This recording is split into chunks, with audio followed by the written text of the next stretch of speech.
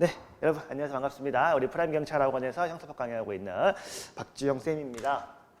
이번 강의는 이제 우리 23년도 2차를 대비한 박지영 형사법 심화 올인원반이고요. 기본적으로 좀 최대한 여러분들의 공부 시간을 확보하기 위하여 여기 나와 보시면 이제 이론 강의하고 기출풀이를 이제 이렇게 한 번에 진행을 하는 이제 그런 강의예요. 내용을 듣고 곧바로 문제를 확인을 해보고 이제 그런 강의인데 뭐 저는 이런 사람이고요. 이제 원래 컨셉은 그래요. 원래 컨셉은 이제 제가 백날 이론 잘 알아봤자 문제를 못 풀면 의미가 없어요. 우리 시험은. 그래서 이제 원래 5회부터 진행되는 우리 심화 강의는 여러분들께서 기본적으로 기본 강의는 들었을 거라 생각을 해서 심화 강의는 하루 4시간 중에 이제 원래는 2시간 요약 강의를 좀 빠르게 진행을 하고 그냥 원래 2시간 문제풀이를 지금 하려고 했는데 좀 조율을 통해 가지고 3시간 이론 강의를 하고 1시간 문제 푸는 따라서 문제 푸는 거에 대한 여러분들의 조금 협력이 필요해요. 원래는 이제 이건 제가 설명 다시 드릴게요. 그리고 이제 저녁에 제가 이미 그 형사법 OX 진도에 맞춰가지고 다 보여놨습니다. 형법 22회는 따라서 특히 이제 저는 이제 교재 제목을 보시면 아시겠지만 트렌드라고 되어 있잖아요. 2000년도 가장 어려웠다는 사법시험의 형법 문제들, 그 다음에 2010년도에 각종 시험 형법 문제들, 그리고 지금의 문제들하고 보면 문제가 돌고 도는 것도 있지만 스타일들이 좀 달라요.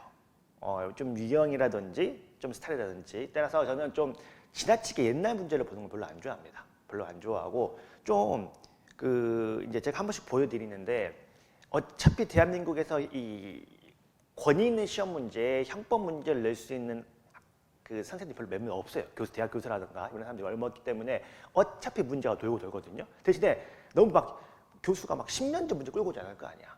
그래서 최근 2, 3년간의 문제가 좀 돌고 돌거든요. 그래서 제가 이 OX는요, 올해 23년도 1월달, 2월달, 3월달, 4월달에 봅시다. 경찰 승진 문제, 해경 승진 시험 문제 2개, 그 다음에 3월달에 경찰 1차 있었고, 그 다음에 4월달에 국가직, 그 다음에 국가직은 2개가 있어요. 2개가 있고, 그 다음에 뭐좀 법원 사무관 승진 시험 하나가 있고 또 뭐 하나가 있는데, 아무튼 해가지고 벌써 올해만 시험 문제가 한 7번인가 나왔어요. 우리 형법만 해가지고. 따라서 거기서 제가 뽑은 거예요. 거기서 이제 OX를 뽑은 건데, 근데 그거는 제가 따로 이렇게 오늘 나간 수업 자료, 오늘 나간 수업 자료 많잖아요. 정리 알려드릴게요. 나간 수업 자료에 보시면 문제가 좀 나와 있는 게 있어요. 문제만 따로 제1장의 제1편 형법 이론, 제3 형법 정비 사실 묶어주시면 묶어 상관없는데 그래서 요렇게 2개가 좀 최근에 작년 하반기, 올해 상반기 문제들이거든요. 그래서 요거는 제가 수업시 같이 풀어볼 거예요. 같이 풀어볼 거고 이 OX도 여기서 겹치는 거 이렇게 또 나올 텐데 여기서 이제 제가 중요한 이것도 이따 설명드립시다. 마음이 급해가지고 이따 봅시다. 해서 OX 문제가 나갈 테니까 확인 한번 해보시면 되고요. 그리고 이제 기본적으로 제시 이상일 거라 생각을 해가지고 개념이 중요합니다. 개념이 중요해서 제가 늘 하지 말라는 것 중에 하나가 기출 문제를 눈에 바르는 거를 하지 말라 그러거든요.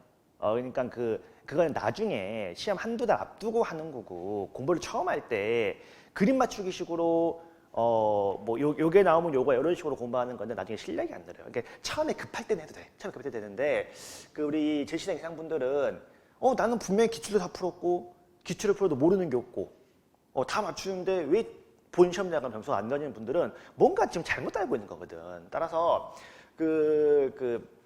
기출을 눈으로 외워서 그림 맞추기 식으로 정답 맞추는 학생들은 좀 근본적으로 개념을 바꿔보자 라고 좀 생각해 주시면 좋고요. 이건 좀 불시적인 얘기인 것 같고 우리 교재는 우리 이제 트렌드 형사법 기본 교재 하고요. 그 다음에 기출문제집인데 자 이제 우리 기출문제 설명 좀 드릴게요. 제가 작년 하반기에 찍어놓은 강의가 있어요. 기출 하루 4시간 찍어놓은 거 있거든요. 그래서 그것처럼 강의를 못해요. 요 수업 때는 그렇게 자세하게 못해. 그러니까 이게 학생들만의 편차가 있어요. 걔 중에는 뭐 당연히 내가 공부가 좀 된 친구들은 혼자 빨리 풀어보고 답지를 봤더니 해결이 돼. 그럼 굳이 강의 들을 필요 없어요. 그런데 요거는 좀 좀 설명이 필요한, 좀 듣고 싶은데 한 친구들은 그 강의를 받아보시면 되는 거고, 처음 공부하는 친구들, 예를 들면 아직 내가 기출 한 번도 안 풀어봤다 하는 친구들은 이것도 개인차가 좀 있습니다. 나는 그냥 좀 누가 좀 강의를 끌어주고 난 좀 따라 듣는 게 편해, 이런 친구들은 반드시 오늘 수업이 마치면 오후에 수업이 없잖아. 어차피 저는 오후에 좀 자습 시간 마련했잖아요. 그러니까 꼭 학원 측에서 인강생이든 형광생이든 줄 거예요. 인강생은 줄 거니까 사실은 저는 해도 이렇게 시간 상관이 없는데, 제가 시간이 없기도 하거든요. 학원 쪽이 좀 여의치가 않아가지고. 그래서 인강을 통해서 좀 확보를 하시고요. 그러니까 이 두꺼운 책 있죠. 이 두꺼운 책. 여기 두꺼운 기출책은 인강을 통해서든, 아니면 나는 그냥 한번 혼자 풀어보고, 어차피 해설이 다 있잖아요. 해설이 있으니까 해설 봐도 괜찮다. 이렇게도 뭐 지금 문제 끝다 싶으신 분들은 하고, 아니면 나는 뭐 몇 군데 어려운 파트들, 뭐 차고 파트라든지 아니면 뭐 매매 학살 파트라든지 뭐 이런 데만 좀 들어보고 싶다는 분들 들어보셔도 되고, 보셔도 돼가지고, 여기는 좀 이 학생분들께서 한번 결정을 하셔야 되는데, 중요한 거는 어쨌든 요거는 꼭 풀어보셔야 돼요. 강의를 통해서 풀어보시든 아니면 혼자 풀어보시든, 뭐 좀 판단이 안 된다 싶으시면 찾아오시면 되고 해서 상의를 통해서 어떻게 해볼까요? 상의하셔도 되고요. 그래서 그 대신에 이제 제가 여기서 가끔 이제, 그래서 이번 문제풀이는 제가 계속 문제를 제공해 줄 거예요. 이 책에 실려 있지 않거나, 왜냐면 이제 이 책은 작년 하반기에 나왔으니까 그 이후에 나온 문제들이라든지 아니면 올해 상반기에 나온 문제들은 제가 따로 제공을 해드릴 거예요. 따로 제공해 드릴 거라서 이번 수업 때는 요거 중심으로 갈 거다. 그래서 제 생각엔 여러분, 특히 이제 우리 형광이나 인강생 분들은 순서를 어떻게 하시면 좋냐면, 기본적으로 여러분들 지금 기본 강의 들었을 거 아니야. 들었을 거기 때문에 먼저 우리가 수업할 파트에 대해서 미리 기출을 좀 풀어보고 오는 게 좋아요. 미리 기출을 풀어보고, 그리고 이걸 풀어본 상태에서 수업을 듣고, 수업을 들으면서 저랑 같이 뭐 최신 기출 확인을 하고, 요 순서가 제일 좋습니다. 요 순서가 미리 기출 문제 해당 파트, 어차피 오늘 그 진도표가 나갔죠. 계획표가 나갔으니까 제가 요거 지켜드릴 거니까 요 계획표에 맞춰서 미리 기출을 좀 듣고 풀어보고 그 다음에 저랑 같이 수업 들으면서 확인을 해보고, 그 다음에 최신 기출 저랑 같이 확인을 하고, 요 순서대로 가는 게 일단 제일 좋습니다. 그래서 이번 강의에서는 이제 물론 작년 하반기도 실려는 것도 몇 개 많이 실려 있는데, 하반기에 확인해 볼 것 몇 가지, 그 다음에 상반기에 출제가 된 것들, 그 다음에 최신 기출 중심으로 수업을 할 건데, 이건 어차피 공짜 지원을 드릴 거니까 걱정하지 마시고요.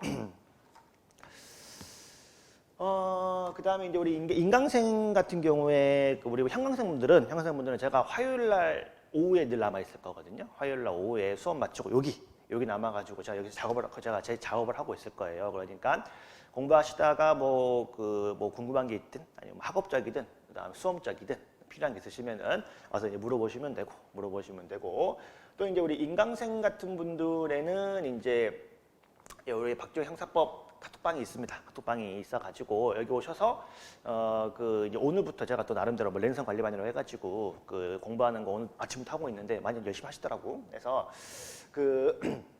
요거 들어오셔가지고 요거 자세한 학원에 공개가 되어 있으니까 요거 통해서 공부를 하시면 되겠습니다. 뭐 제 카페 있으니까. 근데 뭐 우리 한강 들으시는 분들은 뭐 굳이 카페 이용하실 필요 없을 것 같고, 제가 옆에 학원에 있으니까.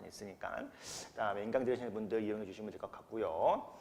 그다음에 이제 우리 학원에서 우리 경영 특채 관리반 좀 해달라고 하셔가지고, 근데 이건 이제 원하시면은 저한테 끝나고 오세요. 끝나고 오면은 제가 타곤에서도 기본적으로 출석부를 만들어가지고 관리를 하거든요. 관리를 해서 정기적으로 이제 또 이제 약간 이 두 학원 시스템이 달라가지고 제 정해 이제 상담하는 타이밍이 있는데, 이제 타곤에서는 한 달에 한 번씩 모의고사를 보고 나서 그다음에 그 중간 텀에 한 번씩 2번 이상 꼭 보거든요. 2번 이상 보고 이야기를 하니까, 근데 이제 뭐라 그래야 되지? 저쪽 학원은 아예 그냥 들어올 때부터 제 앞으로 학생이 배당이 좀 그렇고, 진땀이 되는 것도 넘어오는데, 우리 학원 같은 경우는 막 그렇게 체계적이지는 않아요, 아직까지는. 그래서 여러분들께서 끝나고 저한테 와주셔야 돼요. 저한테 와서 말씀을 해주셔야 제가 이제 수시로 근데 또 우리 학원은 이게 집중 연강식이다 보니까 시간표처럼 매주 그러니까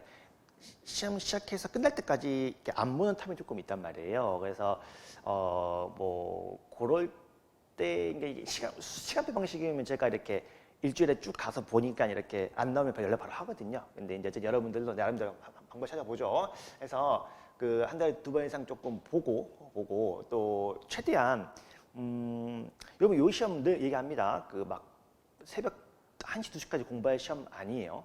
한 밤 10시까지 공부하고 아침 7시, 8시에 일어나서 9시부터 10시까지 꾸준히 붙는 시험이에요.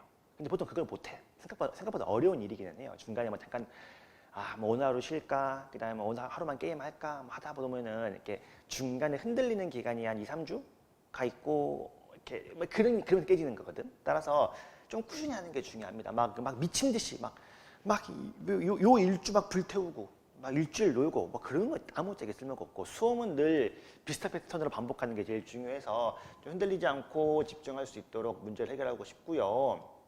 또 그렇죠. 우리가 이게 형사법 잘한다고 되는 시험이 아니야. 어차피 세 과목 플러스가 중요해요. 따라서 경찰학하고 뭐 헌법 범죄학을 공부를 하셔야 되기 때문에 그런 순간이 와요. 어느 한 과목이 재밌는 순간이 오거든. 그러니까 지금 막 처음 공부할 때는 막 진도 따라하기 버거우니까 뭐가 중요한지 막 그냥 막 팔어러 버거운데 어느 순간에 공부가 좀 재밌는 순간이 와요. 어느 순간에 이 과목이 조금 이 말이구나 또 어느 순간에 오거든. 그러면 그때 그 과목만 하다가 다른 거 못해요. 막 그래서 좀 그런 거 좀 우리 어쨌든 이거는 이제 수업이 아니라 관리반이니까 제 과목만 체크하는 것이 아니라 좀 수시로 과목별 상황을 체크를 해가지고 이게 좀 모의고사 좀 고민해 봅시다. 이게 보통 이제 모의고사를 쭉 봐보면은 이제 과목별 추리가 쭉 나오거든요. 추리가 좀 나와가지고 뭐가 좀 흔들리고 그냥 좀 보여지는데 이것도 제가 고민해 봅시다. 고민을 해가지고 디테일하게 좀 공부 방향을 체크를 해가지고 세 과목이 다 잘 나올 수 있도록 준비하도록 하겠습니다. 그래서 저는 OT 뭐 길게 안 하니까 OT 정도 하는 것으로 하고 자 일단 오늘 나간 수업제로 좀 몇 개 정리해 볼게요. 일단 여러분 뭐 많잖아. 맨 앞으로 강의 계획표를 빼야 돼. 맨 앞으로 강의 계획표를 빼시고 그 다음에 우리 학원에서 나간 저기 데스크 파일 있잖아요. 그거 받으신 분들은 좀 저거 챙겨오면 좋아요. 저기에 이제 좀 차근차근 꽂아야 되거든. 거기에 차근 꽂아야 되는데 요거 맨 앞으로 빼시고 그 다음에 여기 이제 학설 자료라고 해서 학설 대비 자료 있죠. 학설 대비 자료 요거. 그 다음에 범죄 종류 있죠. 그 다음에 형의 감경, 감면 규정 있죠. 요거 세 개. 요거 세 개가 한 묶음이야. 요거 세 개는 파일에 꽂고 매일 가지고 나오셔야 돼요. 파일에 꽂아가지고 매일 들고 나오셔야 됩니다. 요거는 제가 수시로 봐요. 진도에 맞춰가지고 수시로 보는 거니까. 자, 학설 대비 자료. 빈칸 채워져 있는 거. 그 다음 형의 감면, 감경 규정 빈칸 채워져 있는 거. 범죄 종류 요거 세 개. 요거 세 개는 딱 묶어가지고 수업 시간에 매일 들고 나오셔야 돼요. 그래서 제가 수시로 봅니다. 수시로 보는데 말 나온 김에 해봅시다. 학설과 이론 관련해가지고 저는 확고한 신념이 있어요. 5개로 줄입니다. 5개. 여러분들이 이제 기본 강의를 들었으니까 형법 총론에서 책 집어 던지고 싶은 게 이걸 공부할 때잖아. 범죄 체계론이 어떻고, 뭐 구파가 어떻고, 심파가 어떻고, 그 다음에 뭐 행위론이 어떻고, 뭐 실행의 착수의 형식적 객관설이 어떻고, 실질적 객관설이 어떻고, 막 그런 거 나오잖아. 근데 작년 2차, 괴상했던 작년 2차를 제외하고 그 많은 학설들을 공부할 필요가 없어요. 내가 정하는 게 아니라 기출의 흐름이 그래. 그거는 경찰 형법뿐만이 아니라 여러분 저는 뭐 좋은 점이기도 하고 나쁜 점이기도 한데 저는 어쨌든 노량진에서 법원, 검찰, 경찰의 세 개를 다 하고 있거든요. 거의 주력으로 해가지고. 그래서 우리 경찰이 제일 늦게 시작을 했죠. 이렇게 시작했는데 다 똑같아. 거기서도 막 나오지도 않은 범죄 체계론에 목숨 걸 필요가 없거든. 근데 그게 하필 앞부분에 나오잖아요. 그러니까 학습 의욕을 축 떨어뜨린다고. 근데 한 뭐 형법 총론에 공부해야 될 학설이 한 10개라고 칩시다. 그러면은 이제 처음에는 의욕이 넘치잖아. 내가 다 할 수 있다 생각을 해가지고 막 한단 말이야. 시험장 갈 때까지 10개 전체를 안운둥마운둥으로 들어가요. 그러면 안운둥마운둥으로 들어가면 어차피 시험장에 그냥 문제 못 풀어요. 찍어야 되거든. 근데 제가 딱 5개 정도로 줄여드리는데 요것만 확실하게 알면 돼. 이러면 시험 보는데 아무런 지장이 없어요. 따라서 범위는 좁혀드릴게요. 제가 5개로 딱 좁혀드릴 테니까 대신에 요 5개 사실의 차고 우연방위 그 다음에 원자행위, 위전차, 요즘 최근에 이제 공범 종속송설 뭐 좀 부수적으로 불능미수 같은 거 있긴 있는데 그래서 요 몇 가지만이라도 확실히 알고 들어가면 이제 최근에 시험장에 다 나왔어. 다 나왔고 작년 2차 제외하고 근데 작년 2차처럼은 아마 안 될 것 같아요. 좀 계산했으니까 그 난이도가 따라서 학설은 여기 나와 있는 요 한 몇 가지의 학설 자료만 정확히 이해하시면 된다. 나머지 것들에선 나와도 이 시간 투자 대비 얻어가는 게 없을 뿐더러 제대로 알기도 어렵습니다. 그 다음에 최근에 요거 잘 나오고 있죠. 그 형의 감경, 감면 규정. 근데 이것도 형법이 너무 많아요.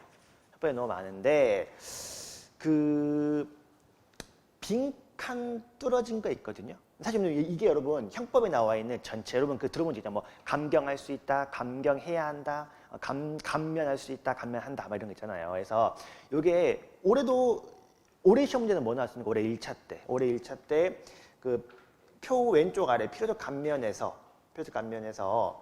그 예비 음모 단계에서 자수를 했을 때, 방어가 자수했을 때 하고 그 왼쪽 위에 임의적 감면에서 52조가 자수 규정인데 이 자수 규정 비교가 나왔잖아. 해가지고 요건 늘 잘 나오고 있으니까 이것도 두루뭉술하게 외우면은 시험장에 하나 많아라서 여기 빈칸이 뚫어져 있는 것들이 잘 나오는 것들이거든. 빈칸 뚫어져 있는 것들. 그래서 요 빈칸 뚫어져 있는 것들을 제가 진도에 맞춰가지고 여러분들한테 적으라고 할 거거든요. 할 거라서 그렇게 해서 조금 이 좁은 범위라도 확실하게 알고 들어가는 게 시험 되게 중요합니다. 시험장에서 소거법으로 문제를 풀기도 해야 되고 그래서 1번부터 4번까지 아씨 뭐지? 분명히 보기는 봤는데 모르는 거야. 책에서 봤는데 들은 것 같은데 모르는 거예요. 그래서 1번, 2번, 3번, 4번 중에 1번, 2번을 확실하는 게 중요하지. 그 4개를 두루뭉술하게 하는 게 별로 의미가 없습니다. 따라서 여기 챙겨주시고 그 다음에 범죄 종류 잘 나오는 거니까 요거 3개는 챙겨두시고 요 강의 계획표 뒤로 해서 그 파일집이 있으면 요거 꼭 갖고 오시면 돼요. 되고 여기 이제 뒤에 나간 자료 있죠. 뒤에 나간 자료에 그 오른쪽 상단에 오늘 날짜 나와 있는 거 있잖아요. 5월 15일. 여기 이제 수업 자료가 나간 날이 있고 안 나간 날이 있는데 제가 보니까 매일 나갈 것 같아. 그래서 여기 이제 오늘 나가는 수업 자료고 그 다음에 사실 요거 2개는 이렇게 붙여도 상관이 없는데 요거는 이제 아까 말씀드린 그 최신 기출문제에서 요거는 이렇게 2개 따로 빼서 매일매일 업데이트가 되겠죠. 요거 2개는 매일매일 업데이트가 되기 때문에 굳이 이거는 그날 수업이 끝나면 가져올 필요는 없고요. 따로 여러분들이 필요하시면 챙겨두시면 됩니다. 따라서 이렇게 수업 자료 정리하는 것으로 하고 이제 우리 수업해 봅시다. 이거 조금 어제 세워놓은 콘티가 좀 있는데 약간 수정을 좀 해야 될 것 같아.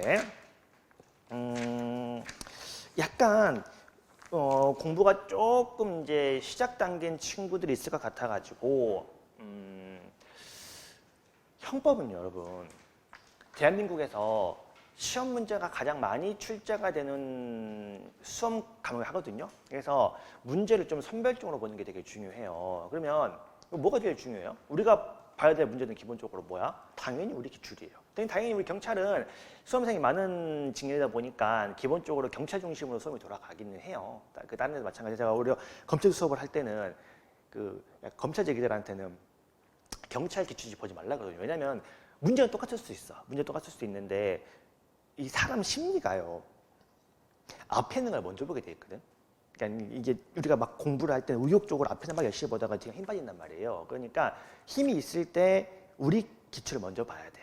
그래서 이제 제 책에 보시면 파트별로 최근 출제된 우리 경찰 시험 OX가 있어요. 제 교재 중간중간에 보시면 이제 파트가 끝나면 우리 뭐 예를 들면 여러분 그 교재 25쪽을 잠깐 피시면 이건 뭐 개인적으로 다른 책 들고 계시는 분들도 다 똑같죠. 파트가 있고 그 파트가 끝났을 때 그 뒤에 이제 뭐 문제가 실려 있을 텐데 그 요 파트가 끝나고 요 바로 뒤에 실려 있는 요 OX 있잖아요. 요거는 필수적으로 알아야 되는 지문들이야. 가장 최우선적으로. 따라서 그 혹시 이제 문제 풀이가 조금 안 돼 있는 친구들 같은 경우에 가장 먼저 풀면 좋은 거는 교재에 실린 OX입니다.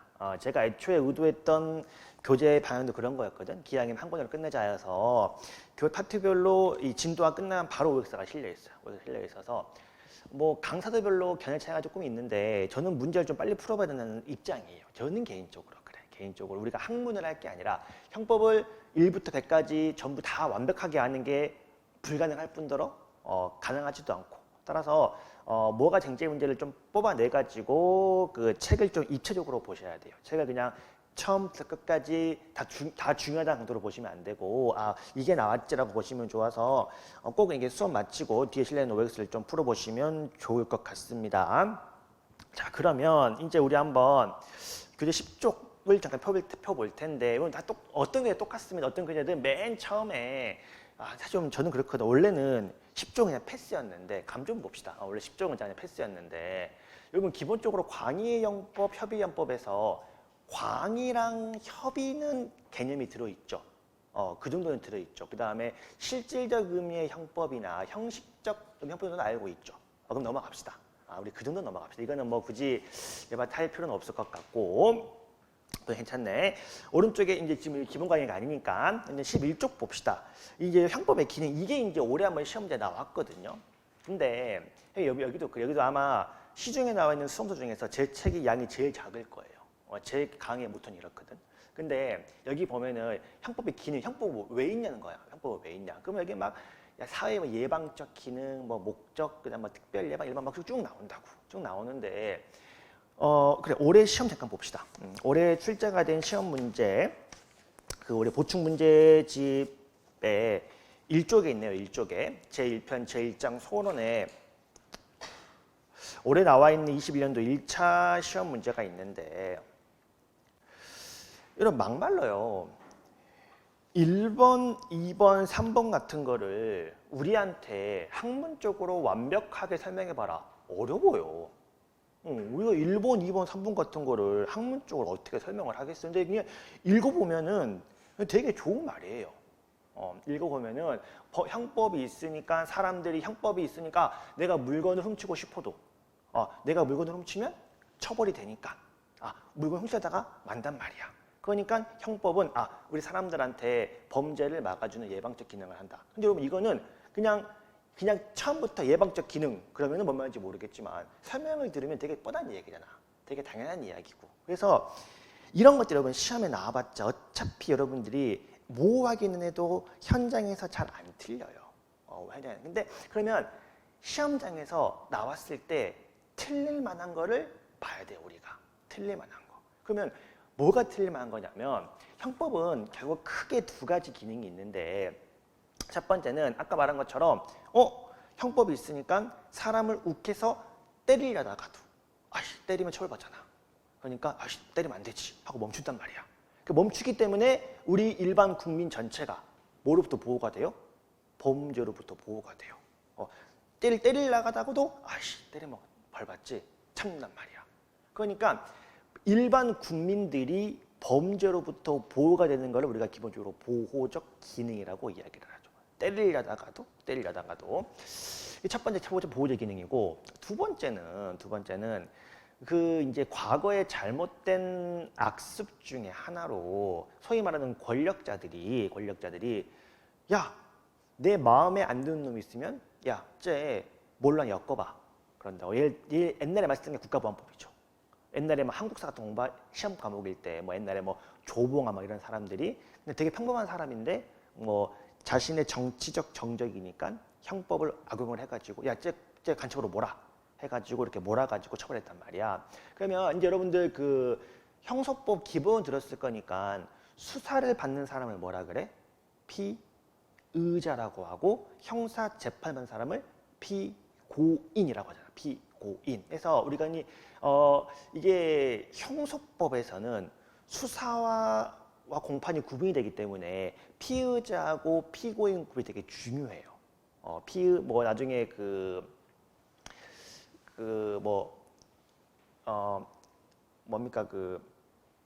우리 이제 영장 실질한 다음에 구속 적부심을 청구할 수 있는 거는 피의자고 보석을 청구할 수 있는 건 피고인이고 해서 피의자 피고인은 되게 중요한데 형법은 별로 중요하지 않습니다. 형법은 제가 앞으로 그냥 피고인이라고 통칭을 할 거예요. 그럼 피고인 그러면 뭔가 범죄를 저질러서 재판을 받고 있는 사람 생각하시면 됩니다. 그러면 헌법을 배우기도 하고 안 배우기도 하겠구나. 기본적으로 들어는 봤죠. 우리는 기본적으로 무죄 추정의 원칙이 있어가지고 1심 판결 선고 전까지는 형사 재판을 받고 있더라도 나중에 여러분들이 수사를 하실 때 여러분들 앞에 앉아있는 피해자 마찬가지야. 다 기본적으로 무죄가 추정이 되고 있는 상태거든요.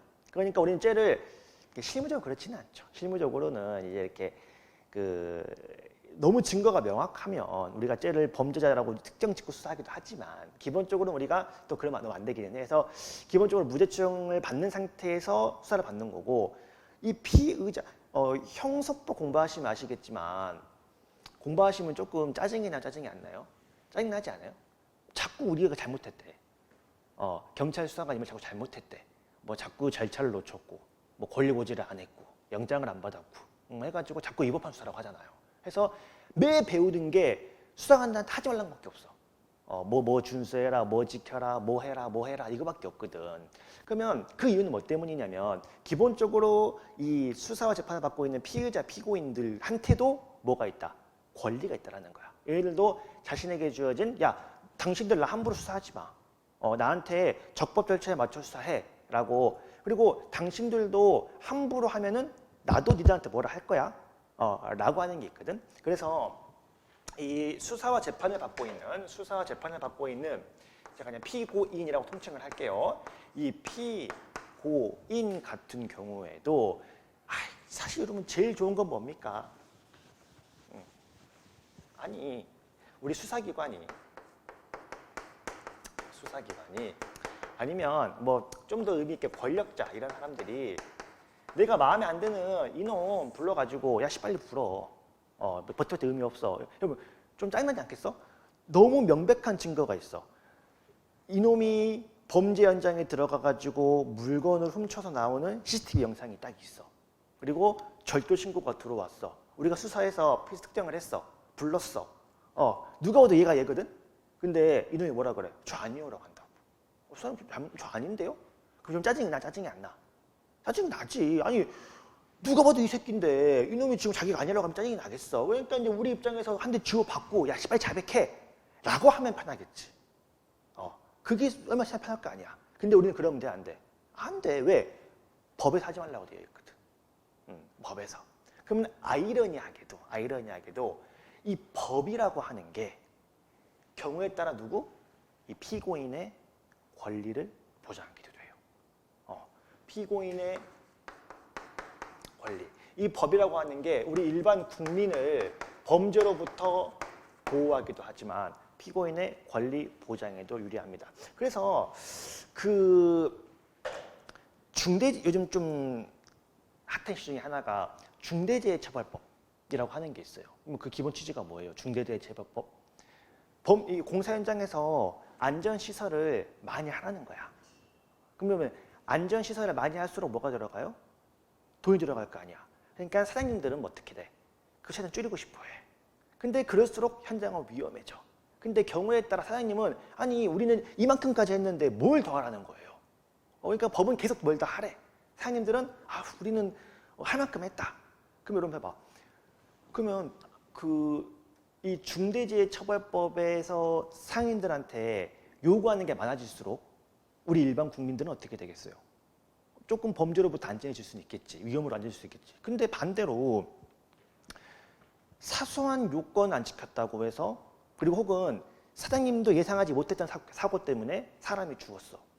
그래서 사장님 일로 나오세요. 징역 들어가세요. 이런 사장님도 억울 안 억울해? 또 억울할 수도 있거든. 그래서 이 법이 어려워요. 민식이법도 아니 내가 어린이 그 센터 앞에서 어린이 구역 앞에서 조심해도 사고 날 수 있거든. 그럼 그때마다 다 불러와가지고 처벌해. 그럼 이 법을 세게 만들수록 일반 국민은 좋아지겠지만 또 법이 셀수록 그 법에 적용을 받는 피고인들은 좀 억울할 수도 있거든. 따라서 참 아이러니한데 우리 일반 국민들을 보호하고자 법을 너무 강화할수록 어떻게 돼요? 피고인의 권리 보장은 약해져요. 반대로 피고인의 권리를 지켜주고자 법을 조금 완화할수록 우리 일반 국민들은 범죄로부터 좀 보호가 안 되겠지. 그래서 요 두 가지 기능이 뭐라고? 비례하면 좋을 때. 비례하면은 법 만들기 쉬울 거야. 근데 이게 어떻게 돼? 반비례예요. 그러니까 그 중간에 적정선을 찾기 위해 국회의원들이 열심히 논의를 해야겠지. 어디까지 지어볼까? 그래서 요거 두 개. 그 11조의 어느 교재도 형법에 보호적 기능 설명이 쭉 나와 있을 거고 형법에 보장적 기능 쭉 나와 있을 거예요. 근데 요 3번 양장계가 뭐라고? 이 보호적 기능과 보장적 기능은 비례하면 참 좋대 그렇잖아. 상호 반비례야. 그러니까 요번 시험 내는 이거 딱 나온 거야. 딱 틀리기가 좋거든 이게. 그러니까 여기 우리 올해 문제 봅시다. 23조 1차 4번 선지 보시면 여기 나와 있죠. 형법은 보호적 기능과 보장적 기능을 모두 가지고 있고 어느 한 기능을 강조하면은 이 형법을 안 배운 사람들은 당연히 그냥 읽으면 좋은 말이잖아. 한 기능을 강조하면 다른 기능도 함께 좋아지겠지? 라고 생각한 순간 틀리는 거죠. 요게 반비례거든. 그러니까 요 형법의 기능에서 시험 문제에 낼 만한 거는 사실 이거밖에 없어요. 솔직히 말하면. 그러니까 요 제가 이 많은 양을 다 쳐내고 요거 한 문장 딱 넣어놓은 거야. 근데 여기 나왔어. 근데 개인적으로 이런 시험을 좋아하지는 않습니다. 개인적으로. 이게 그 형사법으로 바뀐 취지가 뭐예요? 과거에 국어형 한국사를 공부를 하다가 형사법, 경찰학으로 바뀐 이유는 뭐 때문이야? 조금 더 여러분들을 실무 적합적 인재로 키워내려고 감을 바꾼 거 아니에요. 근데 이거는 뭐 그렇게 그닥이긴 하긴 해요. 그래서 뭐 이런 걸 내는 게 뭐 의미 있긴 한데 어쨌든 나왔으니까 이렇게 해서 이 정도 좀 빠르게 넘어갑시다. 빠르게 넘어가고 본격적으로 시험에 나오는 거는 이제 죄형 법정주의죠. 죄형 법정주의 좀 봅시다.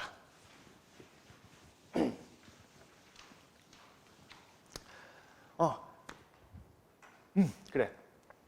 우리가 수험 생활하기 전에는 아까 지금 우리가 공부했던 보호적 기능과 보장적 기능 중에 여러분들은 그래도 그냥 내심으로 뭘 더 강조했으면 좋겠어? 내심으로? 그래도 범죄를 세게 해서, 그러니까 범죄 처벌수를 높여서, 대표적인 게 음주운전 같은 거 아니에요? 음주운전을 막기에 가장 좋은 방법은 뭐야? 야, 음주운전하다 걸리면 집행유예 없이 무조건 최소한 징역 6개월이다? 라고 법 만들면 베스트 아니야? 그러면 사실 음주운전 거의 꽤 줄걸요? 야, 음주운전하다 걸리면 최소한 징역 1년. 이거 법 딱 만들어버려. 그 순간, 음주운전이 줄어들면은 일반 국민들은 먼저 보호가 되겠지. 근데 생각 한번 해봐. 내가 MT를 갔어. MT를 가가지고 2시까지 술을 먹었어. 근데 내가 아침 7시에 출근을 딱 해야 돼. 그래서 아침에 딱 일어나가지고 2시에 술 먹고 자고 깨가지고 바카스 한잔 먹고 포카리 한잔 먹고 그리고 저도 을왕리에서 서울 넘었다가 와요. 그런데 아침 7시 반이야. 음주 측정을 해요. 그래서 당연히 이게 후 불었어. 근데 지금 0.032 음주운전이거든요. 0.031이 나왔어. 내가 전날 술을 마시고 한숨 자고 일어나고 멀쩡한 상태에서 물 마시고 출발했는데 그럴 수 있거든. 전날 술 안 깨면 그럴 수도 있거든요. 그러면 얘는 우리가 흔히 얘기하는 악성 음주운전과 좀 다르기는 하죠. 우리가 흔히 얘기하는 막 술 먹고 바로 운전 그런 게 아니잖아. 술도 먹었고 장도 잤고 한숨 자고 일어났고 음주도 조금 넘었고 그러면 이런 경우에는 술을 진탕 마셔가지고 0.01 넘는 만취자 처벌하고는 좀 달려야 될 거 아니야. 그러니까 법이 이렇게 좀 있는 거거든. 근데 아까 뭐라고? 야, 예외 없이 집행유예 없이 징역 1년. 때려보면 얘도 뭐 해야 돼? 얘도 1년 들어갔다 와야 돼. 그러니까 그렇게 법을 세게 칠수록 보장적이 약화된다고. 근데 여러분들은 마음속에 뭐가 조금 있어? 보호적 기능을 강조하고 싶은 게 있는데 우리 형법은 그 관점에서 들어보시면 안 됩니다. 형법은 기본적으로 어디에 형사법도 마찬가지야. 형법도 마찬가지고 기본적으로 어디에 포인트가 있냐면 형법에 보장적 기능의 포인트가 있어요. 그러니까 우리가 그 증거가 뭐야? 우리가 형법 공부 처음 공부할 때 배우는 게 죄형 법정주의죠. 죄는 뭐니? 범죄고 형은 형벌이죠. 범죄와 형벌은 어디서 정하래? 딱 법에서만 정하고 요거 외에는 아무리 나쁜 새끼여도 처벌하지 말라는 거 아니에요. 기본적으로 보장적 기능의 포인트가 있는 거죠. 형사법 시간에 나와 있는 각종 영장주의, 적법 절차 원칙, 진술급공 고지, 수사 마친 후에 피신조서 검토하는 거, 각종 위법하게 수집한 증거 능력이 없는 것들, 전문 법칙 같은 거 다 기본적으로 다 어디에 포인트가 있는 거예요. 다 피고인의 권리 보장이거든. 따라서 이 심성이 너무 착하신 분들은 형법 공부가 좀 힘들어요. 왜냐하면 감정적으로 봤을 때는 범죄거든. 감정적으로 봤을 때는 여러분들이 공부하실 때 보면 나쁜 새끼인데 형 판례가 범죄가 아니라고 하는 경우가 많아. 그게 시험, 그러면 그렇지 않겠어? 너무 뻔한 범죄가 판례가 나왔을 때 공부하지 않겠지. 이게 범죄인가 아닌가 좀 아리까리한 것들이 기본적으로 시험자가 나올 거란 말이에요. 따라서 좀 여러분들은 이 범죄스럽지만 결국 형법에 규정이 안 돼 있으면 범죄가 아닌 거야. 라는 걸 좀 이해를 하셔야 됩니다. 그래서 뭐 죄형 법정주의의 기본 개념 같은 거는 여기 넘어가는 것으로 하고요. 넘어가는 것으로 하고 이제 그 밑에 제2절에 그건 볼까요?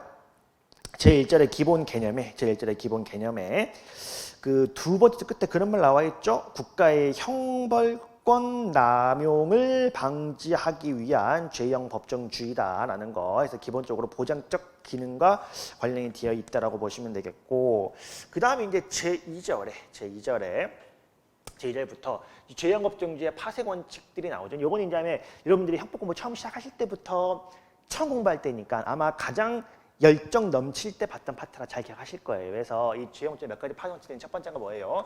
성문 법률주의 이런 게 있고, 성문 법률주의 이런 게 있고, 그 다음에 소급표 금지 원칙이 있고,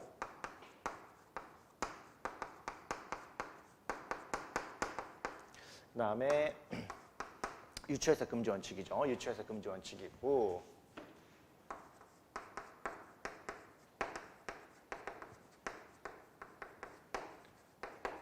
그 다음에 명확성의 원칙이 있고,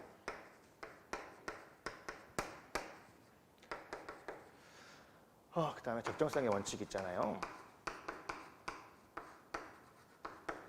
이것도 여러분 최근에 그 시험 유형을 좀 잘 보셔야 되는데, 원래 전통적으로는 여기가 잘 나와요.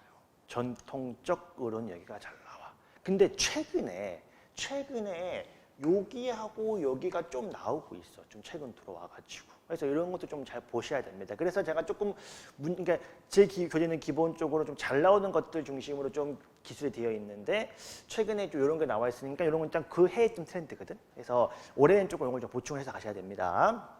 그래서 그 특히 이제 여기도 여러분들이 그 요 죄형 법정주의에 진학하면 뭘 배워요? 형법의 적용 범위 배우잖아요. 그래서 여기 시간적 적용 범위라고 있어요. 시간적 적용 범위에서 기본 강의 들으실 때 1월 달에 되게 중요한 게 바뀌었다 라고 해서 뭐 동기설이 폐지가 됐다면 그러면 들어봤을 거예요. 그래서 요거랑 좀 같이 배우는 게 좋습니다. 공부하시는 김에. 따라서 원래는 이제 요거 중심으로 가는데 최근에 이제 올해 좀 요게 좀 나왔으니까 올해는 여기를 조금 보고 가십니다. 보셔야 되는데, 첫 번째 이제 제2절에 성문 법률주의부터 볼 텐데, 이거 진도 시간이 이제 우리가 요반이 이제 우리 경영반도 있으니까, 경영반 같은 경우에는 헌법을 안 배우잖아. 헌법을 안 배우니까 약간의 법 단계론을 좀 공부하셔야 되는데, 근데 뭐 우리 상식적으로 우리나라에서 제일 높은 법은 뭐예요? 헌법. 그 밑이 법이야. 그 밑이 법이고, 그 기본 강의 배울 때 헌법, 법률, 뭐 행정명, 행정규칙, 조례 이런 건 배웠어요? 이런 거 배웠어?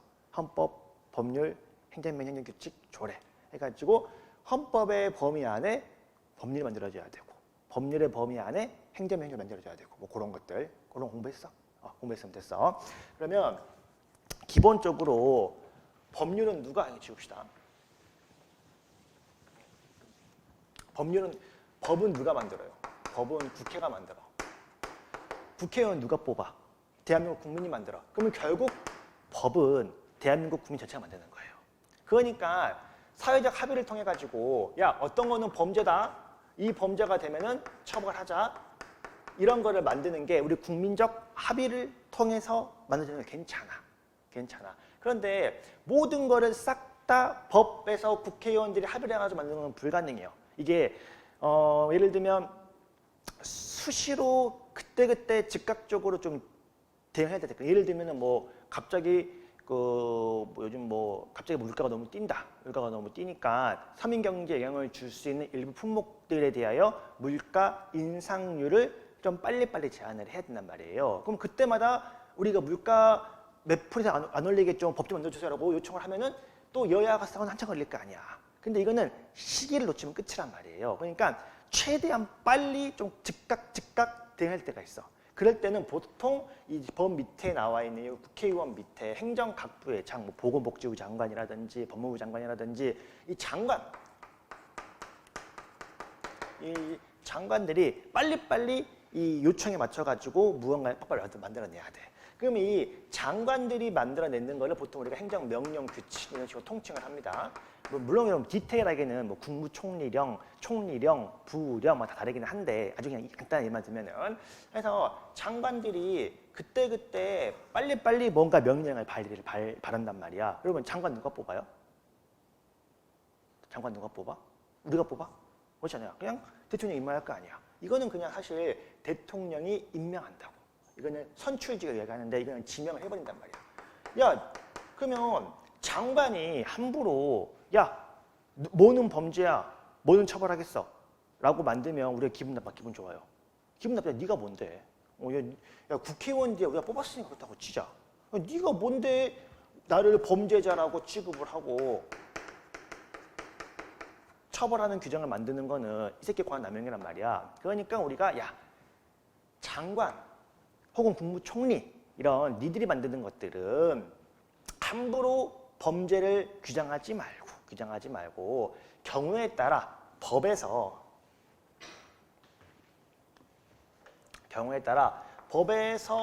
뭐 위임을 했을 때 법에서 위임을 했을 때만 제정이 가능하고 네 마음대로 만들지 마라. 네 마음대로 만들지 마라. 그래서 제목이 뭐였습니까? 성문법률주의잖아요. 성문법률주의. 적어도 국민들한테 영향을 미치는 이러한 범죄들은 어디서? 법에서 만들어야 되고 그 하위 법규인 명령 같은 거에서 만들지 말라는 거예요. 그리고 불가피하게 제정을 할 때도 뭐예요? 위임을 받아가지고 제정을 하라라는 게 이제 우리 기본 취지죠. 따라서 여기 이제 제2절의 성문법률주의는 뭐랑 똑같아요? 그 오른쪽에 나와 있는 포괄 위임 입법 금지 원칙. 야, 법에서 위임을 할 때 하더라도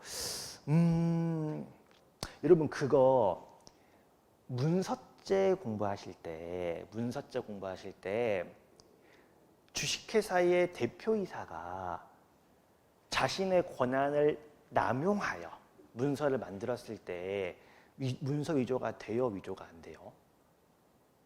여러분 진짜 솔직히 왜 그런 판례가 있었을 거야.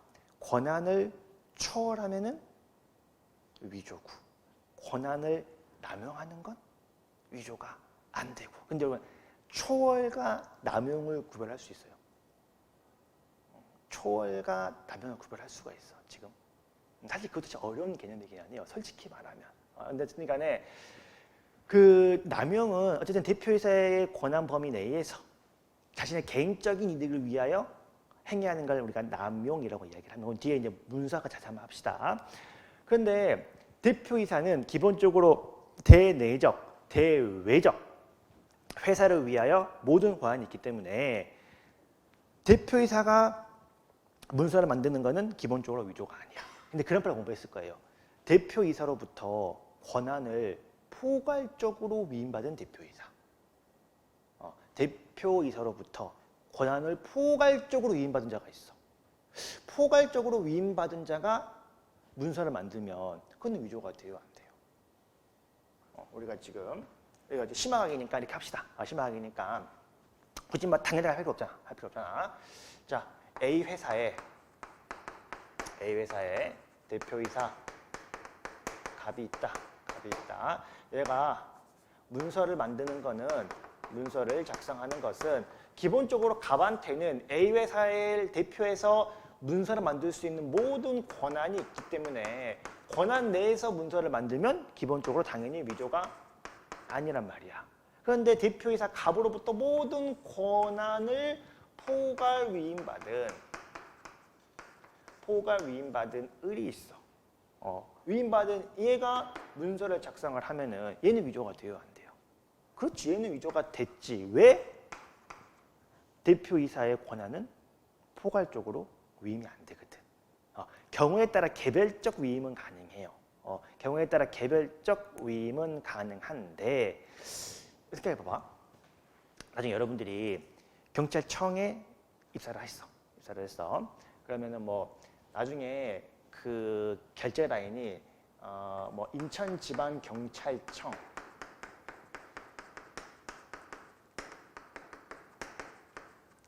그 다음에 제1부, 제2부, 제3부, 제1부의 경무과에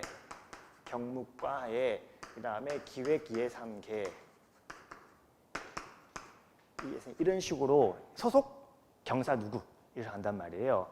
그러면 나중에 여러분들이 결제 라인을 올릴 때 내가 무언가 문서를 딱 기한을 해요. 그러면 이게 계장님 결제를 타고 과장님 결제를 타고 부장님 결제를 타고 청장님 결제를 타야 될 거 아니야. 근데 우리가 올리는 사소한 모든 문서가 싹 다 청장까지 올라갈까? 그렇지. 그럼 청장님 할 일 너무 많으실 거 아니에요. 그러니까 경우에 따라 과장님 정결로 끝나는 경우도 있고 부장님 끝나는 경우도 있어요. 그러니까 뭐야, 개별적으로 청장님이 야, 이 중에서 이거는 1부장이 담당해. 이거는 3 담당해. 중요한 거 나한테 직접 올려. 이런 식으로 내부적으로 또 부장님은 나름대로 이거는 경무 과장 알아서 해. 사회과장 알아서 해. 이런 식으로 내부적으로 대신 되게 중요한 거는 올라오면 그럴 거 아니야. 그러니까 경우에 따라서 이렇게 개별적 위임하는 것도 괜찮아요. 근데 청장님이 야 1부장 네가 다 해. 나한테 결제 올리지 마. 이거 되겠어요, 안 되겠어요? 이거 안 될 거 아니야. 그러니까 야 지금 너를 대표라고 뽑아놨는데 네가 이 권한을 싹 다 넘기겠다라고 하는 게 되게 직무유기지. 그럴 거면 그만둬야지. 그러니까 그만둬야 될 거 아니야. 그러니까 야 법도 마찬가지야. 야 그래 급하니까 일부 권한을 떼서 위임하는 거 오케이야. 오케이인데 그렇다고 나 귀찮으니까 네가 다 만들어. 이거 되겠습니까? 안 될 거 아니야. 그러니까 뭐 하지 말라는 거예요. 포괄 위임하지 말라는 거예요. 그러니까 포괄적으로 싹 다 넘기지 말고 조금 이런저런 요건을 갖추어서 위임하는 얘기입니다. 그래서 그 요건을 공부하는 게 중요하다.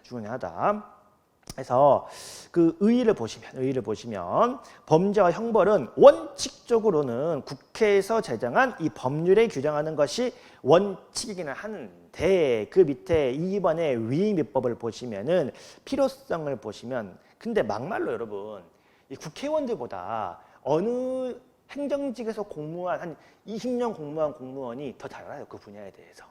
그러니까 보통 국회에서 막 물어보고 막 그래요. 국회에서 우리가 이렇게 만들려고 하는데 관련 부처 이건 어떠냐? 관련 부처에서 우리는 이렇다 저렇다 회신이 온단 말이야. 그러니까 그럴 바에야 이 행정부처에서 만들면 더 나을 수도 있어요. 그러니까 여기 보시면 현대 사회가 복잡해지고 국회가 능력이 한계가 드러나고 따라서 모든 거를 두 번째 줄에 모든 형벌법규를 싹 다 법에서 만드는 게 불가능하고 위임을 할 수밖에 없다. 따라서 범죄와 형벌에 관한 규정을 명령규칙 명령규칙 같은 것들은 의미가 좀 이해가 돼야 돼요. 하위직에서 만드는 것들이 명령규칙이야. 이 명령규칙에 위임할 필요가 있는데 다만 위임을 할 때도 개별적으로 위임을 해야지 포괄적으로 위임하는 것은 안 된다라는 게 판례 입장입니다. 해서 이제 시험 문제는 오른쪽에 요건이 나오는 거죠. 시험 문제 오른쪽에 요건이 나오는 건데 그 요건은 그 이제 위에 제가 그 판례들을 모아놔가지고 정리를 해놓은 거죠. 요건을 보시면 위임 입법은 동그라미 1번 보시면 미리 긴급해야 되고 2번 야 원래는 미리 법으로 정해놓으면 좋기는 해요. 근데 설마니 여러분 생각해봐. 코로나가 터질 거라고 누가 예상했겠어? 근데 갑자기 코로나 확 터져요. 그럼 코로나 관련 어떤 대응책을 마련을 해야 돼. 근데 그걸 법에서 만들려면은 수개월이야. 그러니까 빨리빨리 보건복지부 장관이 빨리 만드는 거란 말이에요. 그러니까 미리 법률로서 정할 수 없는 특별한 경우, 좀 예상하지 못했던 그런 경우에만 위임이 되고 그 다음에 동그라미 3번 보시면 이제 여러분들 요건 아시죠? 범죄의 3단계 성립 요건, 구속 요건 해당성, 위법성 책임이 있는데 도대체 무엇을 처벌할 수 있을지 모법은 엄마법 위의 법의 상위법에서 하위법으로 위임을 할 때는 도대체 뭘 처벌할 건지 예측 가능해야 되고 처벌 대상이 무엇인지 예측 가능해야 되고 그에 따라 어떤 형벌을 부과할 것인지를 전제로 위임법이 된다라고 보시면 되겠고요. 그래서 그 밑에 판례 좀 몇 개 골라봅시다. 1번 판례 넘어가시고 2번은 방금 위에서 본 그 내용이니까 한번 복습하실 때 확인만 하시면 되고요. 자 이제 3번에 몇 가지 용어를 조금 주의합시다. 몇 가지 용어. 여기 3번에서 양가로 1번 보시면 위임 명령은 첫 번째 줄 끝에 보시면 이제 개별적인 위임이 있을 때만 가능한데 그럼 여러분 그렇다고 예를 들면 여러분 그렇잖아. 어떤 물건의 가격은 시장의 원리에 따라 정해지면 돼요. 시장의 원리에 따라 사고자 하는 사람이 많으면 무엇이 올라가는 거고 팔 사람이 적으면 많으면 가격이 떨어지는 거 그런 거 아니에요. 근데 국가가 개입을 해요. 야 A 품목은 얼마 이상 올리지 마. 라고 딱 정할 수 있을까 없을까? 경우에 따라 생활 필수품 같은 거 있잖아요. 이게 없으면 국민들 생활이 안 되는 예를 들면 뭐 소금이라든지 뭐 이런 것도 있잖아요. 그런 것들은 경우에 따라서 아무리 시장 경제를 할지라도 일부 그 국가가 좀 관여를 해가지고 국민 경제의 필수품이니까 이런 것들은 좀 이상 올리지 마라 라고 정할 수도 있을 거 아니에요. 그러니까 법에서 그렇게 정할 수도 있어.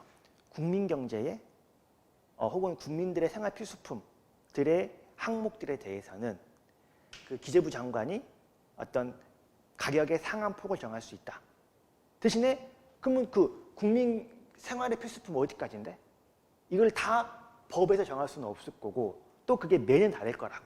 그래서 구체적인 거는 기재부 장관이 정해라 라고 위임을 하면은 기재부 장관이 그걸 받아가지고 야 올해 필수품을 파악해 해가지고 무슨 품목 정할 수 있을 거란 말이에요. 근데 하위법에서 이러면 안 돼요. 뭐 예를 들면 뭐 해볼까? 그래 이제 휴대폰 가격 휴대폰의 필수품 될 수 있나? 경우에 따라. 그러면 뭐 귀금속 합시다. 그래 귀금속 가격을 상한선을 정하겠다라고 품목에 넣을 수 있을까요? 없을까요? 왜? 아까 상위법은 뭐 국민 생활의 필수품이었거든. 근데 귀금속은 필수품이 아니란 말이야. 이렇게 상위법의 범위를 벗어나는 거를 하위법이 만들 수는 없어. 근데 좀 생각차 있을 수 있죠. 아까 그럼 야 필수품 어디까지인데? 이게 그럼 법의 한계예요. 법의 한계. 법이 모든 게 다 명확하면 좋겠지만 다 명확할 수가 없어. 기본적으로 해석이 필요할 수 없거든 말이에요. 그러니까 사람마다 아까 지금 말하면 휴대폰 필수품이 아니야. 생각 다를 수 있는 거거든. 그러니까 이 법을 봤을 때 하위법에 대충 뭐가 들어오겠구나라고 우리가 예상이 돼야 돼. 필수품이니까 소금은 들어올 것 같고 설탕은 들어올 것 같고 휴대폰 애매한데? 그럼 여러분 생각해봐. 애매하잖아. 그럼 이거 법 잘못 만든 건가? 애매하면 위법인가? 애매하잖아. 아니 아까쯤에 명확히 위임을 해야 되는데 애매해. 휴대폰 들어가는 안 들어가는 거야. 그럼 이거 위법이에요 아니에요? 거기에 대한 답이 여기 나오는 거야. 거기에 대한 답이 그 밑에 굵은 글씨 보세요. 누구라도 당의 법률이나 상위 명령으로부터 위임 명령에 규정될 내용에 뭐래요? 대강이 예측할 수 있으면 된대요. 대강이 예측하는 거예요. 이게 지금 판례는 무슨 말하고 싶은 거야? 야, 그래. 이 상위법을 보고 하위법에 정해질 게 모든 게 다 완벽하게 정해지면 좋겠지. 근데 그럴 수는 없다고, 현실적으로. 그러니까 대충 어떻게 되는데 대강 예측되면 된대. 대강. 그럼 괜찮대. 대강만 예측이 돼도 합법적인 규정이래요. 그러니까 아까 말한 거, 휴대폰이 들어오는 거야 안 들어오는 거야 좀 애매해도 괜찮다는 얘기예요. 대충 뭔 예상이 되는 거니까. 대충 되는 거니까 안에서 이 대강 예측할 수 있어야 된다는 거 하나 기억을 하시면 되겠고요. 대신에 그 밑에 4번 판례 보시면은 굵은 글씨 보겠습니다. 법률의 명시적인 위임 범위를 벗어나는 것은 된다 안 된다? 당연히 안 된다. 아까 얘기했죠. 법률은 생활 필수품이라고 되어 있는데 하위법에서 귀금속 넣어버리는 순간에 위임 범위를 벗어나서 확장하는 것이기 때문에 허용되지 않는다라고 보시면 되겠습니다. 자, 여러분 그렇습니다. 그리고 이제 제 교재 특징 중에 또 하나인데 기본적으로 제가 판례의 앞부분에 이렇게 요건이나 다 똑같겠죠? 일반 원칙을 깔아요. 그럼 여러분 오늘 마찬가지야. 요건이나 일반 원칙은 이해하셔야 돼요. 지금 우리가 여기까지 배운 거 있잖아요. 여기까지 배운 거는 이해를 해야 돼. 이걸 암기하려고 하시면 안가 너무 많아져요. 그런데 그래서 다 좋다. 모법은 개별적으로 위임해야 되고 대강 예측감을 하면 되고 그래서 최종적으로 국민경제의 필수품이라고 규정을 한 게 이게 모호하게 위임한 거야? 구체적으로 잘 위임한 거야? 이건 솔직히 말하면 생각이 다르기 때문에 최종적으로 법원이 결정을 하는 거예요. 그래서 그 밑에 그래서 포괄 위임 입법 금지 원칙에 위반되느냐 마느냐 이거는 결국 판례가 정하는 거야. 그래서 이 밑에는 암기 사항이에요. 요 위에는 이해를 하셔야 되고 요 아래부터는 솔직히 이제 그 암기를 좀 하셔야 돼요. 부탁드립니다. 그래서 여기서부터 50분 했으니까 10분만 쉬었다가 이어서 좀 보도록 하겠습니다.